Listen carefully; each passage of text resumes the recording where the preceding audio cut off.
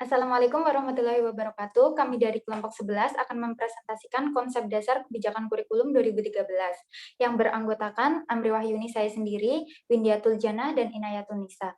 Untuk yang slide pertama akan dibawakan oleh saya sendiri, yaitu tentang sejarah perumusan kebijakan kurikulum 2013. Perjalanan sejarah kemerdekaan Indonesia pada tahun 45, untuk pendidikan nasional, pertama kali kurikulum dibuat pada tahun 1947, yaitu Rencana Pembelajaran 1947. Terus yang kedua, kurikulum 52, Rencana Pembelajaran Terurai 1952. Untuk yang ketiga, kurikulum 1964, Rencana Pendidikan 1964. Untuk yang keempat, kurikulum 68, terus kurikulum 78, kurikulum 84, yaitu kurikulum 1975 yang disempurnakan. Terus yang ketujuh, kurikulum 1994 dan suplemen kurikulum 1995. Untuk yang kedelapan, kurikulum 2004, yaitu KBK, kurikulum berbasis kompetensi.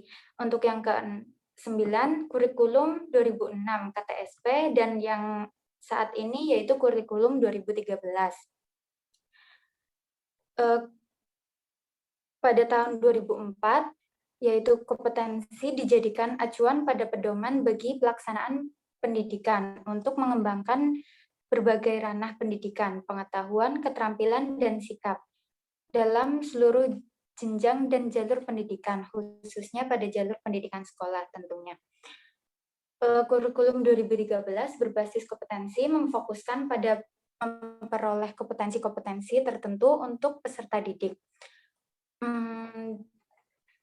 Tema kurikulum 2013 ini adalah menghasilkan insan Indonesia yang produktif, kreatif, inovatif, dan efektif melalui pengamatan sikap, keterampilan, dan pengetahuan yang terorganisir.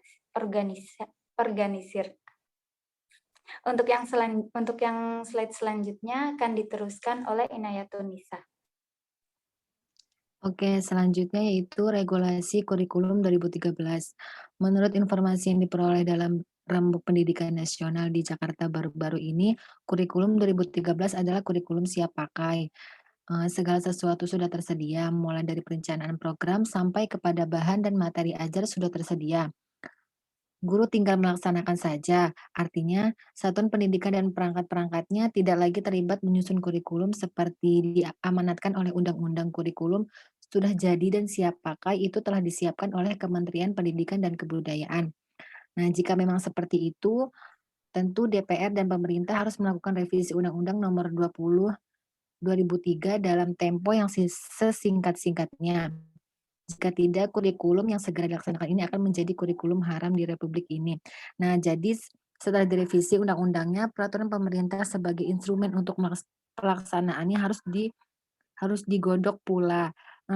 Peraturan Pemerintah Republik Indonesia Nomor 19 2005 Standar Nasional Pendidikan SNP mencantumkan 8 standar nasional. Hal yang terkait langsung dengan pelaksanaan kurikulum yang harus direvisi adalah standar isi, standar proses, standar kompetensi kelulusan, dan standar penilaian. Keempat standar itu terkait dengan kepada operasional kurikulum pada satuan pendidikan. Selanjutnya ada dasar dan prinsip kurikulum 2013. Di sini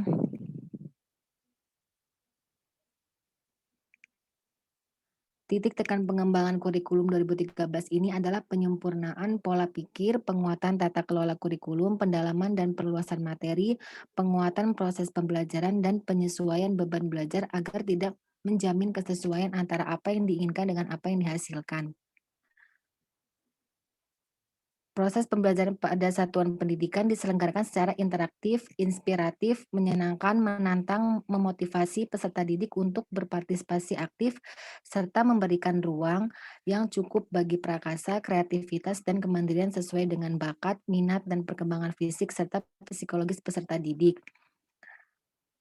Untuk itu, setiap satuan pendidikan melakukan perencanaan pembelajaran, pelaksanaan proses pembelajaran serta penilaian proses pembelajaran untuk meningkatkan efisiensi dan efektivitas ketercapaiannya kompetensi kelulusan. Jadi, kebijakan kurikulum 2013 dimaksudkan untuk melengkapi dan menyempurnakan berbagai kekurangan yang ada pada kurikulum sebelumnya. Konsep dasar kurikulum 2013 adalah sikap, keterampilan, dan pengetahuan. Selanjutnya di sini ada prinsip pembelajaran kurikulum 2013 adalah yang pertama, dari peserta didik diberitahu untuk menuju peserta didik mencari tahu. Selanjutnya ada dari guru sebagai satu-satunya sumber belajar menjadi belajar berbasis aneka sumber belajar. Kemudian dari pendekatan tekstual menuju proses sebagai penguatan penggunaan pendekatan ilmiah. Yang selanjutnya dari pembelajaran berbasis konten menuju pembelajaran berbasis kompetensi. Selanjutnya ada dari pembelajaran parsial menuju pembelajaran terpadu. Selanjutnya ada dari pembelajaran yang menekankan jawaban tunggal menuju pembelajaran dengan jawaban yang kebenarannya multidimensi. Terus ada dari pembelajaran verbalisme menuju keterampilan aplikatif. Terus peningkatan dan keseimbangan antara keterampilan fisikal dan keterampilan mental.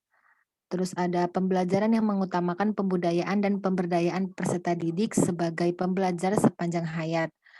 Terus ada pembelajaran yang menerapkan nilai-nilai dengan memberi keteladanan, membangun kemauan, dan mengembangkan kreativitas peserta didik dalam proses pembelajaran.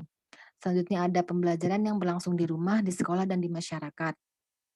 Terus ada pembelajaran yang menerapkan prinsip bahwa siapa saja adalah guru, siapa saja siswa, dan di mana saja adalah kelas. Terus ada pemanfaatan teknologi informasi dan komunikasi untuk meningkatkan efisiensi. Ada pemanfaatan teknologi informasi dan komunikasi untuk meningkatkan efisiensi dan efektivitas pembelajaran. Dan yang terakhir, pengakuan atas perbedaan individual dan latar belakang budaya peserta didik. Selanjutnya akan dilanjutkan oleh Mbak Windy.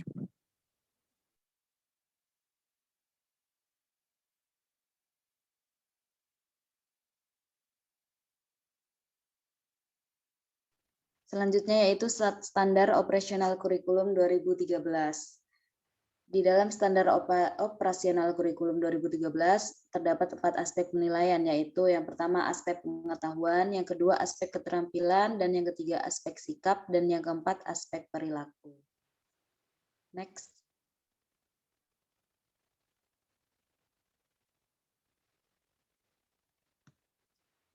Penerapan kurikulum dalam pendidikan Islam. Sebelum melanjutkan pembahasan, apa itu sebenarnya kurikulum pendidikan Islam? Di sini saya akan menjelaskan, kurikulum pendidikan agama Islam adalah upaya sadar dan terencana dalam menyiapkan peserta didik untuk mengenal, memahami, menghayati, hingga mengimani serta mengamalkan ajaran Islam secara kafah. Ini ditujukan untuk para peserta didik ya. Next.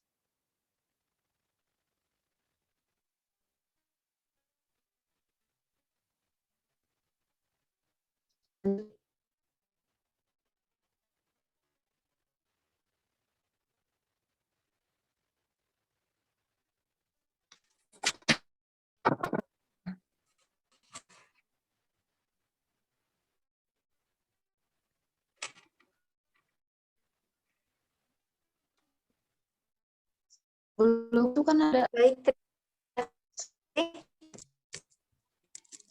terima kasih Mbak Amri. Hidayah. Wassalamualaikum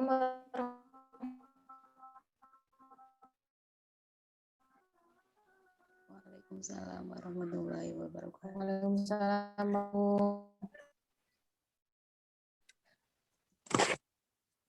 Stop.